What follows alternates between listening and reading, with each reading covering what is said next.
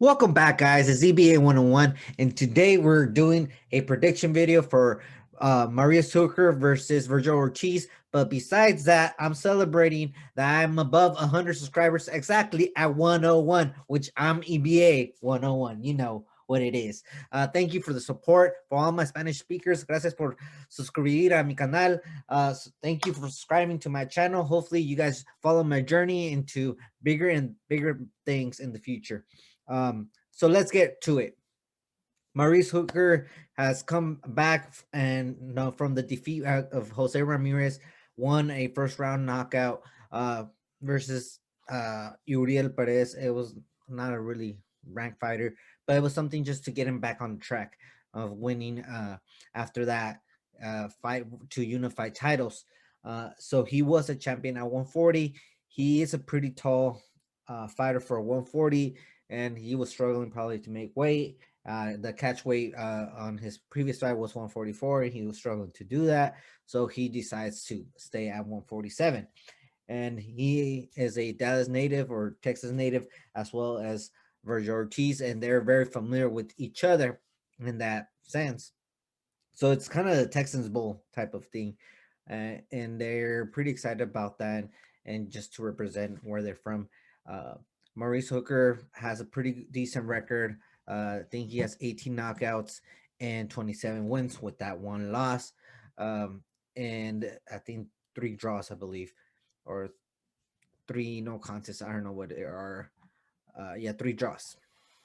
Uh, and he has pretty decent power. He's lengthy, like I said, 5'11", and Vergil Ortiz is more acclimated to this weight class, and that might be helping him. But Maurice Hooker might be feeling a little bit healthier at this weight, a little bit stronger at this weight, more comfortable. Sometimes this also helps them feel less fatigued overall because you don't have to work as hard to get to that low weight, and he does have that power, that range, that jab. But the problem here I see is, and although I prefer Vergil Ortiz, I am a fan. I try to be objective. Of this is he got stopped by Jose Ramirez.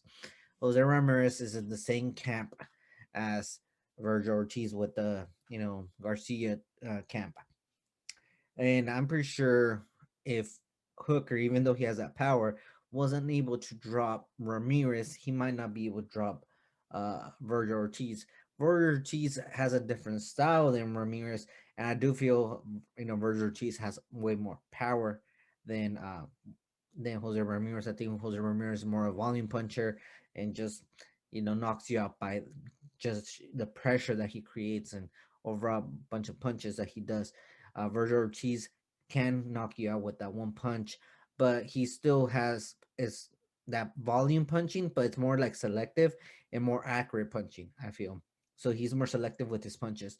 Uh, because of this, I do choose Vergil Ortiz to win this, and by probably like eighth round, ninth round knockout. Um, Vergil Ortiz is stepping up in this fight, fighting the next champion, even though it was at 140. He was really close. It was a really nice, entertaining fight when Maurice Hooker fought Jose Ramirez. And I feel that it's going to be pretty competitive fight until probably the last 3-4 rounds, where Vergil Ortiz is going to be catching him and hurting him more. But it's still a good test for him. And if he falls right here, Maurice Hooker can start throwing himself back into the name of championship fights, where we know that 147 is a packed house right now with champions, and he could start making some noise. And I think this is the reason he took the fight, even though it's very dangerous. The rewards of beating a Vergil Ortiz can propel him to start following some of those big fights with Crawford, Spence, Pacquiao, or just in that weight class, right?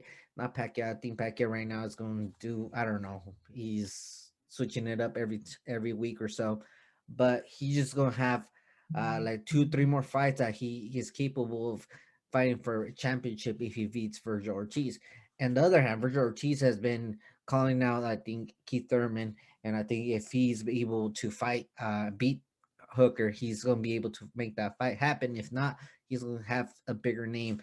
Maybe a Porter if Porter doesn't fight Crawford. And there's a thing. Crawford is trainer is training Maurice Hooker, so I don't know if Hooker would be interested to fight Crawford at that point if he ends up winning. So I think he would go more the Spence route if he can. But there's big fights that can be made after this fight. Whoever is the winner, and hopefully, whoever loses can still be a competitive fighter at 147 for other uh, opponents. What that is it, guys. Like and subscribe, please. Follow me in my journey. Now my road is to 500 subscribers. Hopefully, one day I can get there and support your boy. Remember, if you can't hit him to the head, go to the body, because if you go to the body, the head will die.